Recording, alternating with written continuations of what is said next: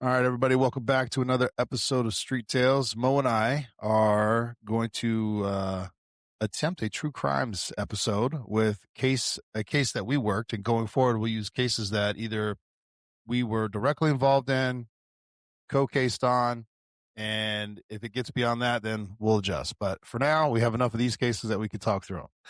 I'm excited about this episode. We have never done one like this, so I'm excited about doing it.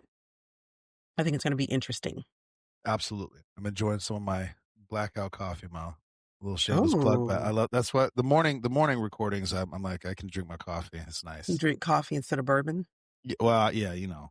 A little splash of bourbon in the coffee. You don't worry about that.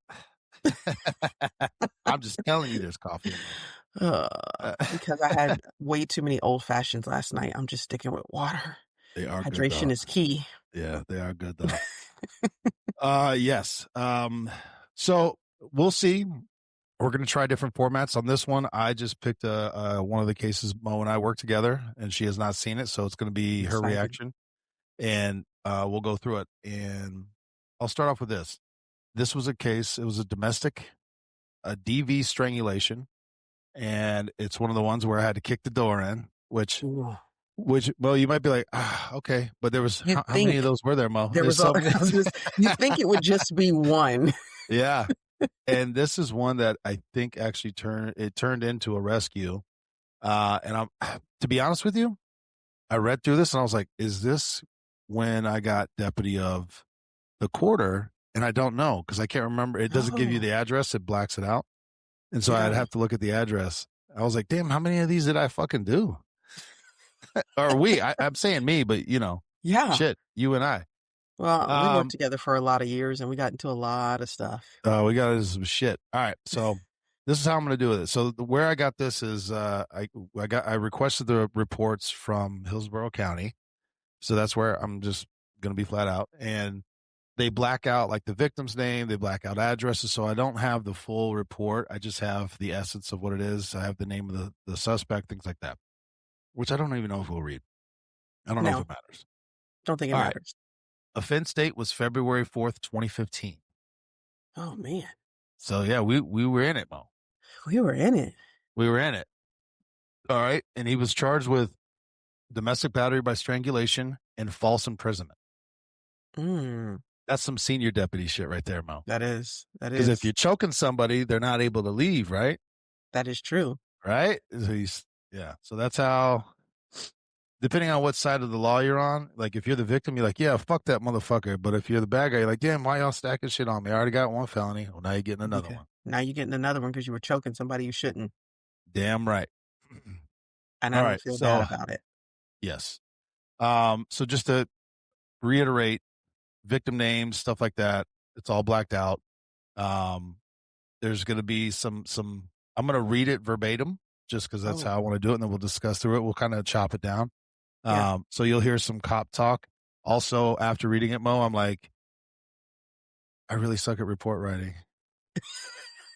I'm like, why would I say it that way? Well, you got to your report writing is ever evolving when you do this job, because here's why. You write a report, you go to court, you get hammered because something you didn't do.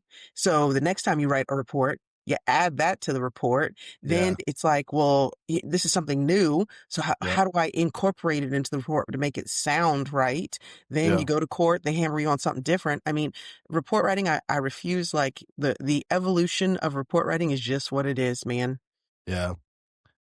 My mom and I were talking. I know we're going to drag this out a little bit, but my mom and I were talking because for her, they use, I don't know if it's dragon speak, but whatever, but she's a doctor. So to take notes, she could just talk out loud and the system will hear it and it'll file it notes and basically do her report writing for her. It's beautiful. And she goes, I don't know why you guys don't do that. I was like, that would be a bad idea for cops because there'd be a lot of fucks and this motherfucker and the shit. There would be some shit in you don't want in there. Something would get through. You know, there are a lot of agencies, even large ones, that do where you call in your reports and there's somebody sitting there, you dictate your report to them and they're typing it. Yeah. I don't know how I feel about that too. Yeah, I don't Because know. I like maybe it's the control side of me. Like, I wanna be able to look at the finished product and know Yeah, I'm comfortable with this. And I guess in those instances, they probably do before you sign off on it, but I've never yeah. worked that, so I don't know exactly how it would play out, but Well, especially if I you don't I know how feel to like type very well, and you're the index finger plunker. Oh my god. Oh Lord. see, I learned how to type. I took a Yeah, typing class in high school, so I yeah, knew how to type going into college, but I just don't know. I feel like in this day and age, we are gonna move away from writing reports, even in the essence of just typing them. It is going to move to a world where cops are gonna just say the report to a computer, the computer's gonna translate it, and off it goes. yeah. Well, for all the young law enforcement professionals out there, you never know when a attorney is going to be like on page 2, paragraph 3, section 4 of a 200-page report you wrote 5 years ago, and expect you to remember it verbatim. Mhm. Shout out to you, because good luck to you. You didn't memorize that report, You memorize the sir? whole report. Tyler, Deputy No, Tyler, you didn't memorize that whole report? yeah. How Well, how are we to supposed to that use you point, in court? yeah. Well, to that point, I looked up how many reports I had written, just me. 800. Okay. So did you like I said, did you memorize it? Yeah. That's what I wanted to know. Every single one. Every single one. All right, here we go. So it starts off on, so I guess we responded on February 3rd, 2015 at approximately 11:30. And I guess that's AM or why we PM? charged them PM Okay, 23:30. okay. So it was late. We I'm were trying on to that. remember this one, so as you're I know, going I through know. giving clues. Deputy Greco and I Hi. and responded, and this is where it's blacked out, regarding a disturbance. Upon arrival, there was a group of people in front of a residence, all pointing at an apartment, and they were saying, "He is killing her," over and over again. I think I remember this one. As Deputy Greco and I approached the door, we could both hear a female screaming as if in pain. We knocked several times, and let me just explain the cop knock. It was a goddamn hammer strike to the door. Gah, gah, gah. And side note, if your door's not locked well or whatever, you can hit it hard enough, just right, where it's an open door. I don't know what happened. You're I so don't know what stupid. happened. I don't I'm just know. saying. We knocked several times on the front door and announced that we were with the Hillsborough County Sheriff's Office, with no response. We continued to hear a female screaming from inside the residence as if in pain. Deputy Greco and I were forced to make entry into the residence. Now, See, I let me thought ask you this this. was a Have you ever different kicked the one. door in, Mo? Have you ever kicked the door in? Not Because me I know when personally. we were partnered up, it was usually me, but that's just mostly because I always wanted to be the one to do it. Yeah, I well, wasn't and I trying was to. gonna I was gonna default to you because I mean, it just made sense, and I always felt good about, like, "All right, he's gonna kick the door in, I can get in first because 'cause he's gotta Ah, recover." So yeah. Boom. Well, and the one time I did kick through the door and half my leg was inside the house and the other half was outside. And I was like, oh shit, they got me. They got me. That's not this one. That's not this one. no, I always felt like you gotta know your lane, and kicking Yeah. in the door was not my lane, even though I felt like I was strong, I just didn't I Yeah. was like that to me felt like a hyperextension of the knee, and I was like, "Nah, I'm a default to the guys who are a little bit Yeah. I will more say adept at handling that." there was a homicide sergeant. I won't say his name. He wore cowboy boots. You Oh, might know who he is. I do. And he would also rock his cowboy hat, but he would Loved kick the him. door. I don't know how to do this on camera. So high. He was like trying to kick the deadbolt. I'm like, what are you doing? You can't do that. Like he was doing the splits, kicking the door. I was like, bro, what? You have no. Anyway, "Let he was me a do sergeant. this, sir." Sir, let me Mm-mm. do this. All No, right. I was fine with defaulting because then I could Yeah. try to get in the door first. All right. Perfect. So let me just also explain how these reports are. So the initial page that I'm reading is just a recap of what happened, and then we're going to get into the interviews and stuff like that. So, upon entering the residence, I observed a large black male, later identified as the suspect, the defendant. I think we'll do it that way. Yeah. Well, I could use his SN. I can use his initials. Mhm. On top of a white female, later identified as the victim. The suspect was holding a pillow over her face in the bedroom of the residence. So if you remember, we kicked the door in and you could see straight through.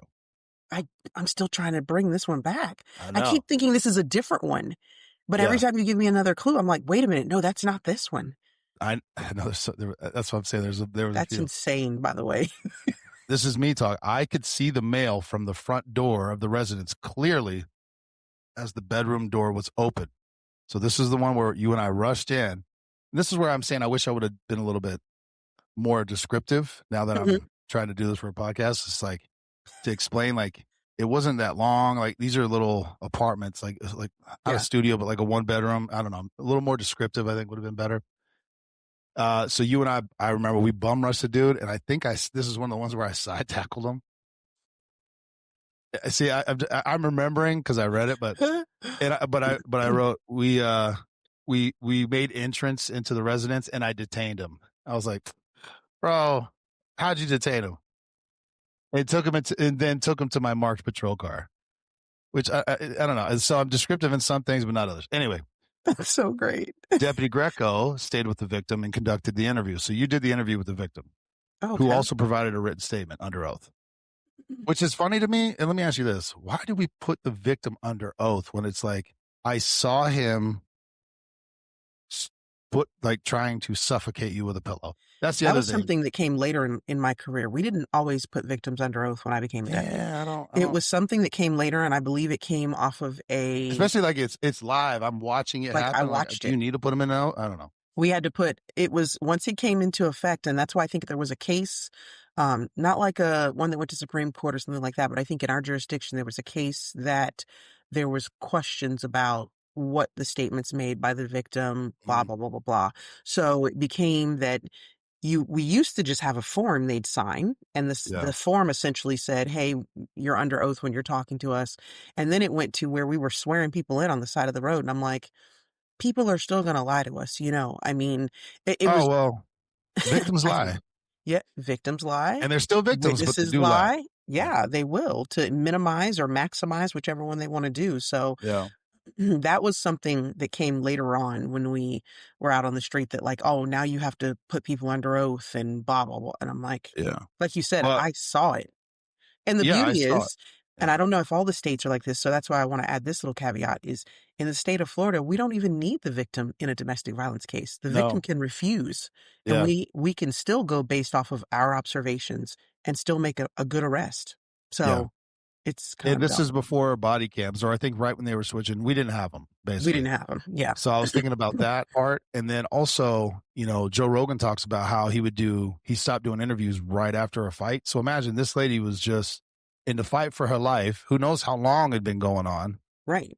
And now we dramatically kicked the fucking door in, snatched the dude up, all dramatic. And then now we're sitting there going, okay, I need to put you under oath and do an interview of what happened. Right. But her brain is just like, he was trying to kill me. There's some scientific Yeah. evidence that says that your brain is not able to properly regurgitate what it has taken in after those. It's not, I haven't read a lot about when it talks about victims in that stance, but I've read a lot when it talks about like law enforcement officers involved in shootings Yeah. and being able to articulate what it was that they saw, they felt, and why they interview sometimes poorly afterwards and don't Yeah. articulate, I was in fear for my life. Yeah. This Because is they're what just, happened. It's just literally they're coming off of such a high that their brain is still not decompressed. And they say you typically will get a better interview 24 to 48 hours later. yeah. Well, I'm saving this one, but I'll tease it on this one because I'd like to do it with you. This one was just you weren't involved in, but the dude had broken her jaw, like her jaw was Jeez. hanging, and she Ugh, was having to hold it like this just to talk. And I'm like, ma'am, you need to go to the hospital. She wouldn't go. She goes, I have to go to work. If I don't show up, they'll fire me. And so she did this and drove herself to work, and I had to interview her like the next day. that's wild. Yeah, she wouldn't do it. Yeah, Did she eventually go to the doctor? The hospital? we'll save that. Yes. Oh, Yeah, because he wow. broke her fucking jaw. That's insane, by Like, it the way. was like, I'm not a doctor, right? But I'm like, oh my God, like her jaw was just swinging around. And That's she's like insane, doing bro. That this, makes trying to my talk. what Yeah, does bro. she do for a living? Listen, but see, this is the thing. And I'm sorry, we're getting off track. That's okay. People like, Mo, help me walk through what I'm trying to say here. cops, people get this perspective of people who are victims of domestic violence. Yeah.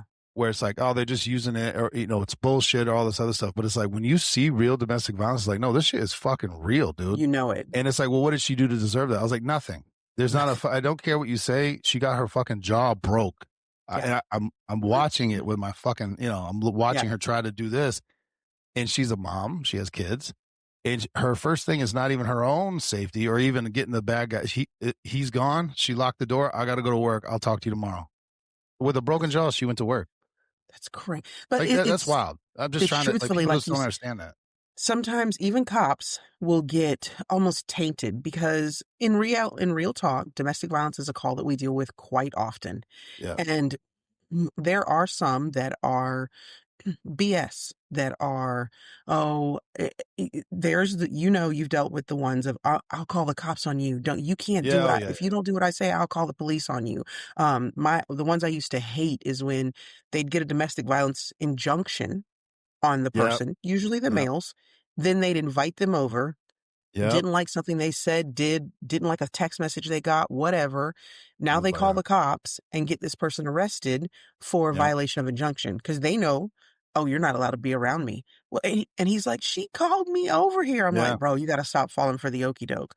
But those were the typical domestic violence. But you would have insert in there the real domestic violence cases with real victims. And like you said, the one that I've got to go to work because this is the only way I can provide for my kids. I've got to do this. And you have to do what you can do for those people. And that's where you can't get tainted and try to look at every single one. And even the victims who are not the ones like that. Like I said, the ones that are, oh, I'll call the cops on you. Sometimes they are even in those, they are real victims. They just are in the cycle of it sometimes, if that makes sense. Yeah, I've met many a victim who was like, well, it's not as bad as it has been, stuff like that. Or he's done way worse than this, so this is not even that bad. I'm like, my brain just can't process. Yeah. Again, I'll tease another one. This is what I'm saying, Mo. We have a lot. I love it. I want to read another one because I got in trouble by a supervisor because I arrested both of them because I was like, I don't know who started it. They both lied and they both fucked up. Mm-hmm. Yeah, so we got some good ones coming up. There's some good ones. We'll talk about those. So this is first attempt. And so this is just some process stuff. Hillsborough County Fire Rescue responded to provide medical attention. The victim suffered a jammed right index finger, and her toenail on her right toe had been ripped off. She sustained the injuries while trying to fight off the defendant and to keep him from killing her. These are, I remember supervisor was like, you gotta be very careful with using words like that because is this attempted murder? I said it could be. Like, I told him what I saw. Yeah. Anyway, you want me to charge him with that? I will. Yeah, they would never let us charge people with that. Remember? Yeah, they were kind of protective. There was a deputy who charged somebody with attempted murder. He's like, but he stabbed him. He's like, you're not allowed to charge that. Only detectives. Okay, we'll call a detective then, sir. Yeah, these are real things. So then I read the defendant his Miranda rights. And this is how it is. Via a state attorney issued Miranda rights card. Like, these are the kind of things that somebody told me to do that. You know what I mean? Yep. That was the case. That's why, because the deputy went to court, was asked, well, where did you read it from? Well, I memorized it. Well, can you say it on the stand? And then stumbled. Mm-hmm. That's why we all had cards that you had to pull out and read it from there. The defendant was heavily intoxicated and was not able to clearly respond to my questions or make a cohesive statement. Let's see. The defendant, they lived together as a family unit for several months. These are things you got to establish for domestic as opposed to just a battery. The defendant was taken into custody for false imprisonment and domestic violence by strangulation. This was the other thing. I remember you and I debated. This is why I remembered. Because I was like, but he didn't choke her. And we read the statute. It was just deprive them of oxygen. That's all it is. However you do that, a bag, choking, a pillow. I remember you and I were fucking around. We're like, what if they put a box and like sucked all the oxygen out? I remember that. And you're like, you're stupid. Stop it. Yes. And so then. That's where your brain would go. Yeah. I was like, oh, well, how many other ways could this occur? All right. So now we're setting up the interview. And this is where I'm hoping it might stir you. Okay. All right. So 40 minutes had gone by from when we initially approached. So that's why I also wanted to kind of keep that. So we arrived at approximately 11:30. And again, a lot of this was done by our CAD system. So you knew, hey, I've arrived. They'd update all these little updates so you could just pull from your computer. And then, hey, I'm beginning interview or whatever it is. I can't remember all our way we do it. So you conducted an under oath interview with this victim. She advised this had started earlier in the day. This is what I meant. Like, she'd been going through this shit all day. They were out driving and looking for something her boyfriend needed for work. See, these are things where it's like, she could be lying. They could have been out looking for dope or you know what I mean? Looking to do some criminal shit, whatever. Right. Or it could be just hey, he needed some work boots. Yeah. I doubt it, but she was still a victim. That's the thing. What I'm saying is she's still a victim, right? Yeah. They were out driving around looking for something for her boyfriend. He was driving and drinking. Oh, that's the other thing. I think I was like, can I arrest him for DUI? You're like, no, you're an idiot. No. I remember, these are things I remember. And started getting aggressive. So she got aggravated and told him to get out of her car. That's what it was. She got aggravated, said, get out of my car. Then she drove off and left him somewhere in Nebraska Avenue. All right.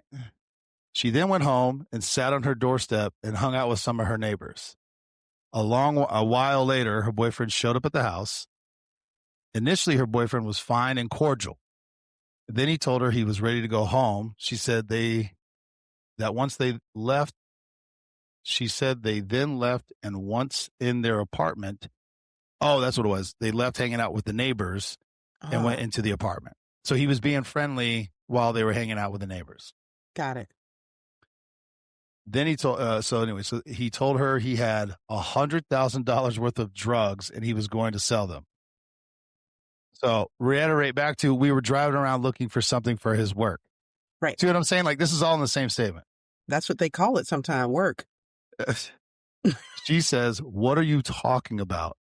Then he went ballistic on her. Do you really think that's how this argument happened? No. No. There's something left out. But sometimes you just got to let them fly with what they're willing to tell you to get to the real crux of the case at that point. She said he started trying to suffocate her with a pillow and with his hands. She fought with him, and that is how her finger and toe got hurt. She said she was afraid he was going to kill her. I inquired about the nature of their relationship, and she advised they lived together and were boyfriend and girlfriend. See, those are little things that we add in for the domestic side, right? Mm-hmm. Yeah. The best part, the only comment that the defendant made, I didn't do anything and I never touched her. Bro, I saw you. Bro, I saw you do it with my eyeball. No, that wasn't me. Oh, okay. Oh, yeah. All right, then. All right. So this is your supplement to the investigation. Oh, boy. All right. I like reading through these things. Your writing's a lot better than mine. So you wrote at approximately 23:44 hours, you arrived to assist Deputy Martin. And I responded to the incident scene in reference to a domestic disturbance. Several neighbors had called HESO dispatch in regards to a male and a female arguing in the apartment. Much better description, Mo. Upon arrival, I noted several neighbors were outside of their apartments flagging us down. See, this is the difference, guys, because you had like 14 years, I don't know. Yeah, it was a little bit of time. Yeah. The neighbors advised the female that lived at the residence had been screaming for the past 30 minutes, and it sounded like she was being beaten. Much better. I then listened and noted I could hear a female screaming as if she was in pain. I very quickly spoke with the neighbors that lived in the apartments below her and to the right and left of her location. This is what I'm saying. As I read this, I was like, God damn it. Most better write it. I then went to the rear of the residence. Been doing it a long time. Yeah. You then went to the rear of the residence and checked to see if any access was possible. I noted it was a second-story apartment with no stairs leading to the balcony, so entry would be difficult. Deputy Martin and I then knocked and made several announcements to attempt to get an answer at the door with negative results. As a result, we made the decision to make a forced entry. I love how we just call it that. And they're like, yo, he kicked that motherfucker in. Kicked the door in is what happened. Yeah. Once inside, I observed a male in the bedroom and a female laying on the bed.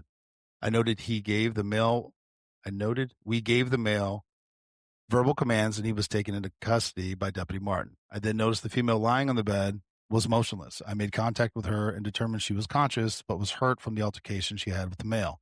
I observed her right pointer finger was swollen and bloody, and her right foot was also bleeding. She had blood on clothing, on the bed, on the floor, and walls of the residence. Hillsborough County Fire Rescue responded to address her injuries, and she opted not to be transported. After rescue attended to the victim, I interviewed. This is the delay and why the interview started when it did.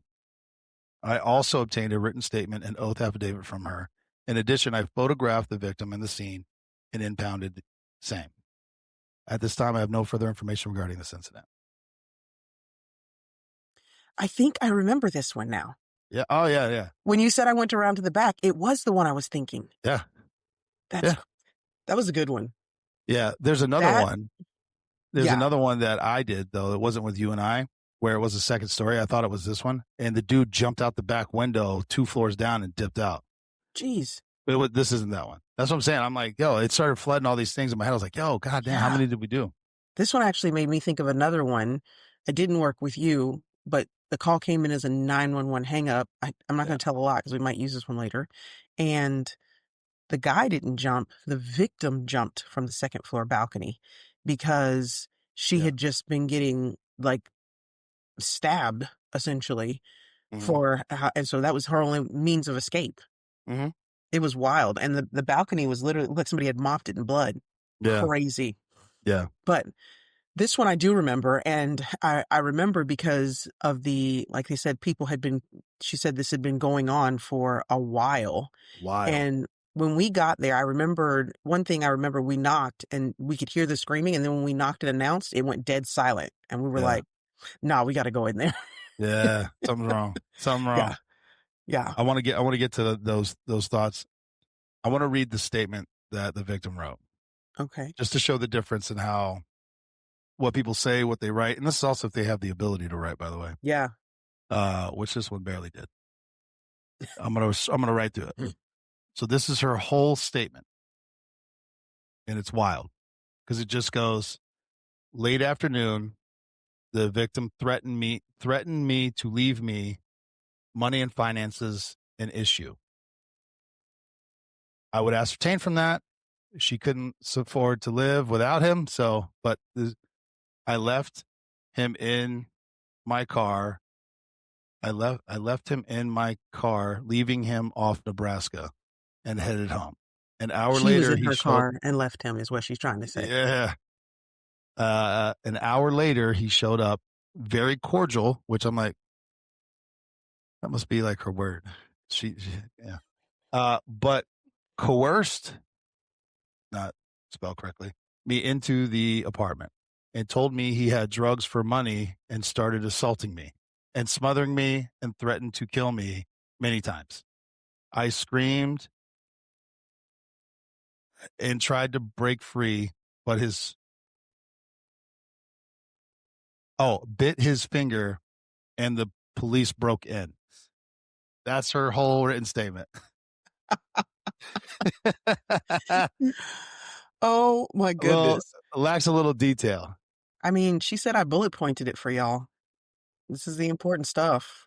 And it's written in that like finances. I'm just learning how to write cursive script. I love it. Woof, it's rough. I love it. But, like you said, you can hear in the statements, what she wrote, we don't always get the full picture. No. And that's where when we're dealing with people and we're talking to them, first of all, we're talking to them about something that's happening. We try to drive them to talk to us about what's happening right now. But usually it's taken a lifetime or at least some years to get to where they have landed. Yeah. And people are always trying to filter what they provide to law enforcement because I don't want to provide something that could get me in trouble or could add to this situation, i.e., were we out looking for drugs? Probably. Since he came home with $100,000 worth of drugs to sell. Where do you get that? And I didn't know where we found any of the drugs. I don't think we did. I don't think we did. So who knows? But like those kind of things, people are always trying to make sure they filter those out when they're giving you the story. So that's why when we have someone, like even in this case, let's say it was a drug thing, but does that negate the fact that she was a true victim here? No, she was a victim. We needed to get this guy and arrest him, because there's a good chance if we hadn't, he might have killed her. So it Yeah. doesn't change any of those things. I think that that's where sometimes people are like, how did this happen? Or how does that go? And this is how. And we have to sometimes just take people at face value with what they're saying. Yeah. Was what she's saying about the actual incident that occurred that day true? Yeah, Yep. it was. Maybe not the buildup, maybe not all of the things that happened leading up to it, because Mhm. I have to leave out the parts that are going to potentially incriminate me. Yes. So some takeaways that I jotted down were the nature of the crime doesn't matter where it occurred, how, to your point, the build up, so to speak, Hmm. like the why. Hmm. Barring meaning like, they weren't in some sort of physical altercation and, something like that. It's just a bad situation, and the money when you go to the DV classes or whatever, it's like these are a lot of reasons why. It's like everyone wants to point the finger, like, why do you stay in these relationships? Finances. Finances are Without him usually the there, big one. she can't pay the bills. Yeah. So I got to let him come back. Whether it's from legal or illegal means, it's like I still need a roof over my head and food on my table. Right. And then if you add the layer of if someone has children and things like that, Yeah. that's why people stay in many cases. And there's a psychological component that people can arguably say, like, oh, I don't understand. But if you're dealing with a person, male or female, that has lived in a home where maybe this is what their parents' marriages or Mm. relationships looked Yeah. like, this is normal. So it only becomes abnormal when they are afraid they're going to die, or or that's part of the normalcy of it too. Oh yeah, we get into fights, the Yeah. cops get called, then we, get injunctions on each other, cancel them, and then we get back together. And that's normal until somebody gets seriously hurt. Yeah. And I wanted to, I overthink. I wanted to use this one because it's not sensationalized. Listen to how we talked. We were like, man, which one was this? Because there's so many. Mm-hmm. It's very common. Yeah. These aren't like the weird outlier ones that make the news or whatever that are super crazy. Violent. And and keep in mind, think about, we're reading this pretty emotionalist. Mm-hmm. Imagine what she's going through, bro. Yeah. Like I remember that day. whether she remembers or not, the neighbors were like, for 30 minutes, she has been screaming at the top of her Yeah. lungs. And The to the neighbors point were that we panicked. hear her outside the apartment from the second floor. Yeah. The neighbors were panicked. And on this one, I do remember when I said I talked to the neighbors to the left and right, Yeah. because they weren't the ones that were gathered outside. They were Yeah. hiding in their apartments.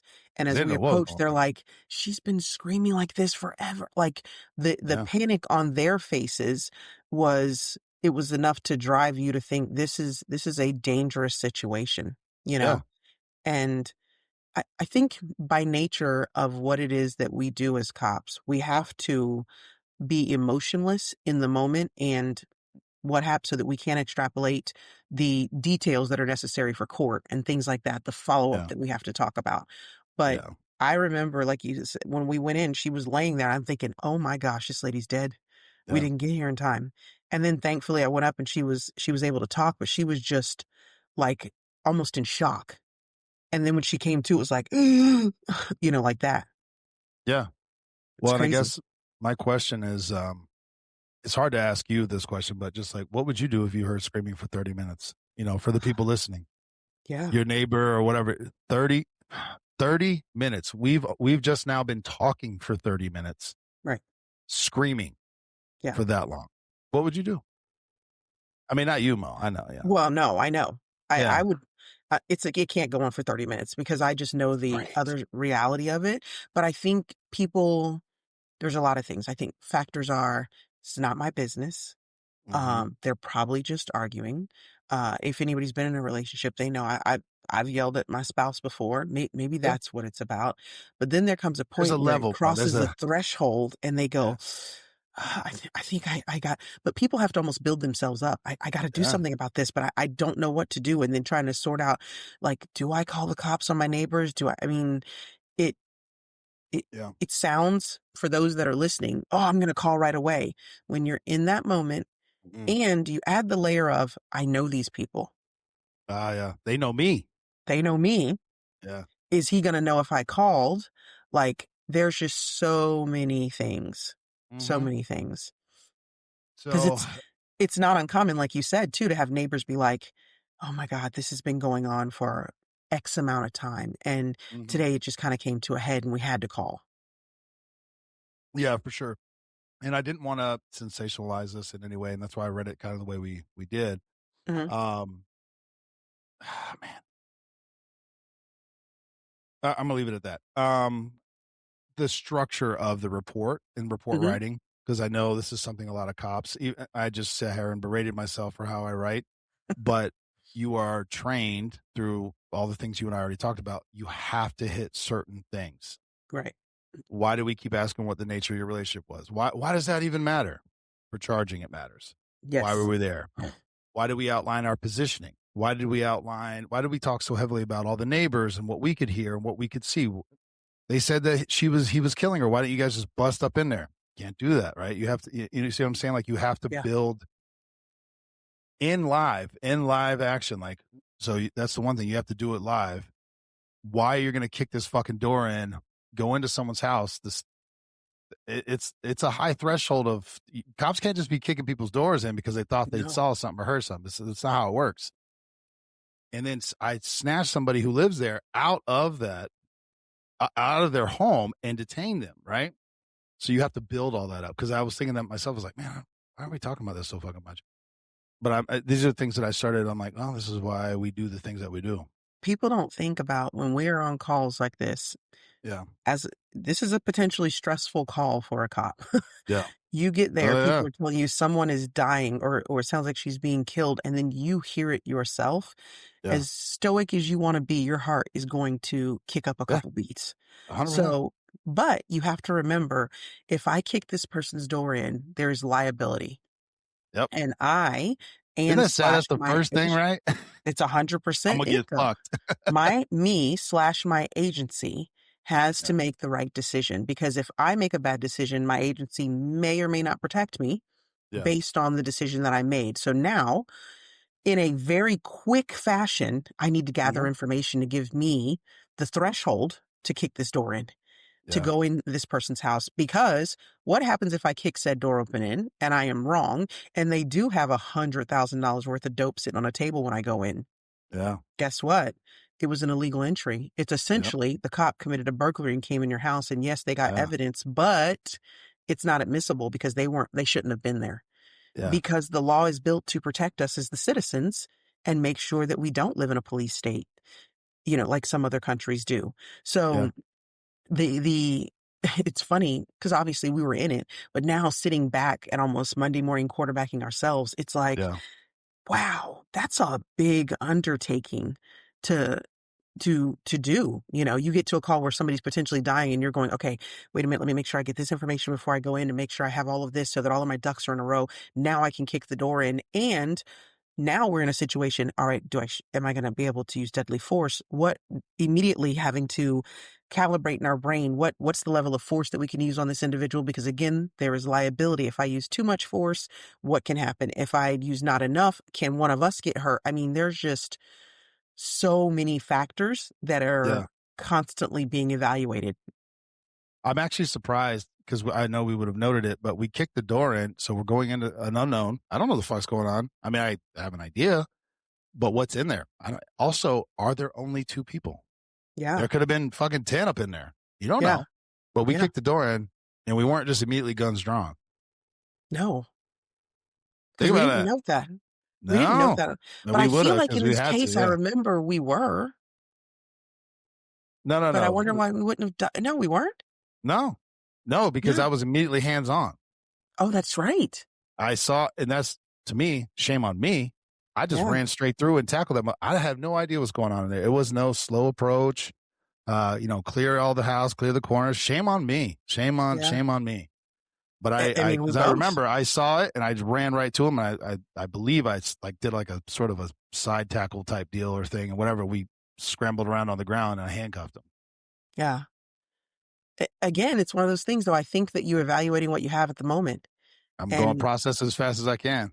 yeah, but yeah, I agree. We probably should have had our guns drawn when we're kicking in a door into an Yeah, unknown. something.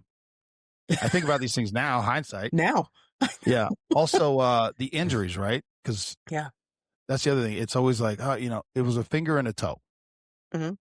My question, which I don't know, people could listen to this and be like, so what's the big stuff? What injuries do you want to sustain and not have someone get charged for it? Yeah. Yeah. And also, I think it was a good description on showing how hard she was fighting. It wasn't just like we were arguing and she like slapped him and her hand hurt. No. She was like fighting for her, like to the point where she was like, she was grabbing so hard, she bloodied her index finger. Yeah. And she was trying to kick and twist. And, when you get that dig, when you're digging into something, she ripped her fucking toenail off. It's wild. I do remember that because I was like, it's still gross. I'm sorry. When I was describing the injury, I was like, oh, yeah, I remember. Yeah. Gross. Yeah. A ripped toenail off, too, you can say, like, oh, that's not a big deal. Rip your toenail off and tell me that. John Jones did it in a fight at UFC. These are elite fighters, and he ripped his toenail off. Yeah. Right. It hurts. Broke his something. Yeah. Either way. Also, reading this, I was like, this is textbook domestic violence, right? Mm-hmm. The pattern, calm to confusion, meaning like, it's calm, confusion to escalation. He came in cordial, calm. I still love the word that was used. She used cordial. And then all of a sudden it's like, I got all these drugs. I'm going to make all this money. Like you can see, it's almost like he's building himself up a little bit, right? Yeah. To boom, explosion. Right. It's it's almost textbook. Yeah. And a lot of them are that way. Yeah. Because they learned from the previous person. It's like there's a manual. He learned it from somebody. Yeah. And then the other thing was the immediate denial from the suspect. These are all textbook things. Mm-hmm. It's like, bro, I saw you with my eyeballs. Doesn't matter. She has injuries. Doesn't matter. She did that to herself, that's not what happened to this, but I didn't do all that. the things that you hear people say. Yeah. Yeah. Wasn't me. Yeah. That does not work, by the way, guys. No. You can say it wasn't you, but evidence says that it is. Yeah. Evidence wins. Always. Real quick, because I wanted to ask you about this, because I kind of remember this because I remember bitching about it. So what they were actually charged with, and then what, hold on, because it was charged with battery and kidnapping. That's the report titles. Mm-hmm. But the actual charge was domestic violence by strangulation and false imprisonment. I remember there was a shift, but so like you might read something like, well, why the discrepancy there? Do you remember that? Because I remember we started charging like burglaries. It would be like trespass with a theft or some shit. I don't know why kidnapping, she would have had to be moved. So that would not have been the accurate charge, but I don't know why the report would have been, was that the CAT system when it first rolled out? Because I know there was some times where when we first rolled out the CAD system, the categories weren't always like kidnapping would include false imprisonment and all that kind of thing when it titled your report that way. But it would have definitely not been a kidnapping in this particular case. False imprisonment would have been the accurate charge. Yeah, no, this is what I'm saying. Like, I'm trying to remember because I saw that and I was like, that's not right. Kidnap, yeah. But they made some sort of change, and I think this was reporting to like the FBI or something like that. They were trying to have a more consistent, because not every state has all the same statutes. Like Florida has a fucking million subsections of burglary. Like the burglary with assault, burglary with theft, burglary with grand theft, burglary with, I can't remember all the shit. With a firearm. There's all these delineations where a lot of states, in Maine, it was like 2. Oh. Burglary's burglary. Wow.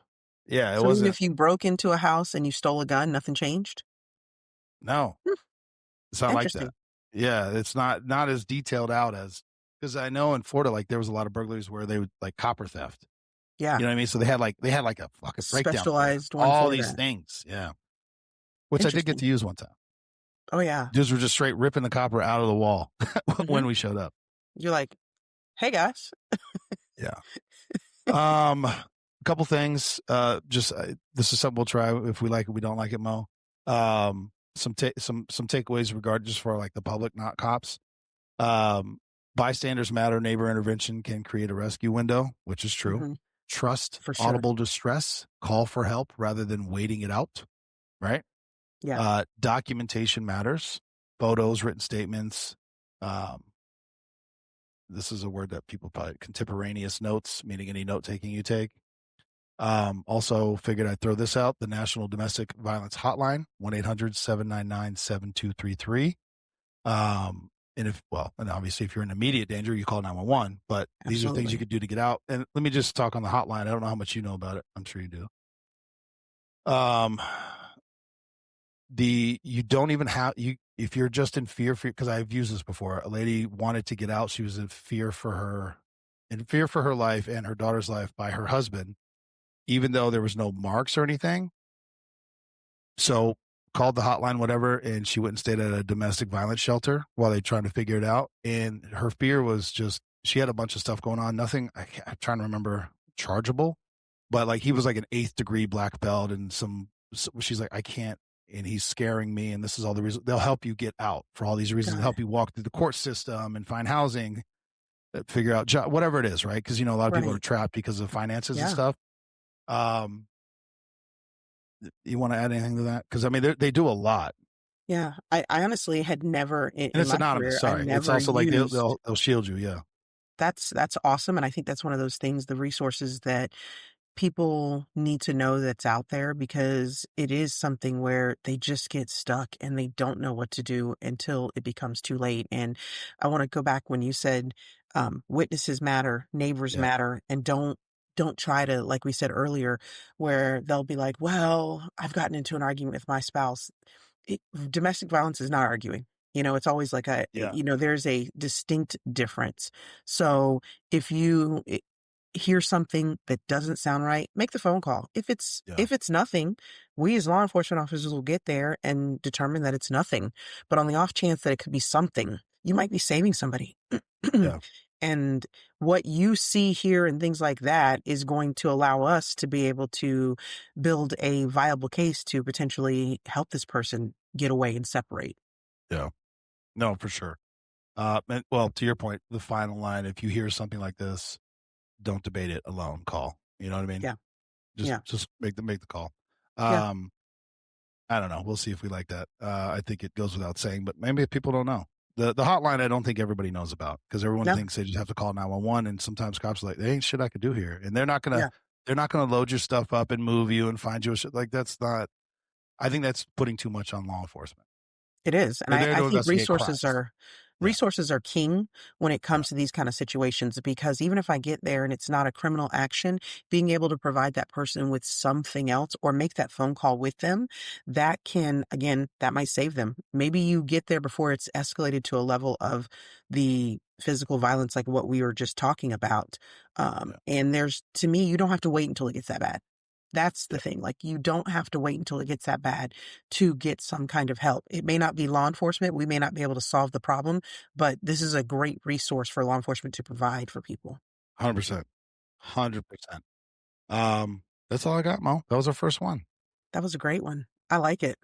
Yeah. Quick rundown of a domestic strangulation. And I think this brings it back to, like, this is the reality of some of the calls that we go to. And what did we do after that? Clear me, Hillsborough, show me a route to the next one. This wasn't an all-night call. This wasn't something that, it was like we made the arrest, boom, boom, boom, and we continued on with the night. Yeah. Yeah. I guess I didn't even think about that. We might have had 2 more that night. Mm-hmm. But who knows? That's the wild part. Yeah. That was fun, Mo. Yeah, I like these. All right. That's it, guys. I hope you enjoyed. All right. See you next time.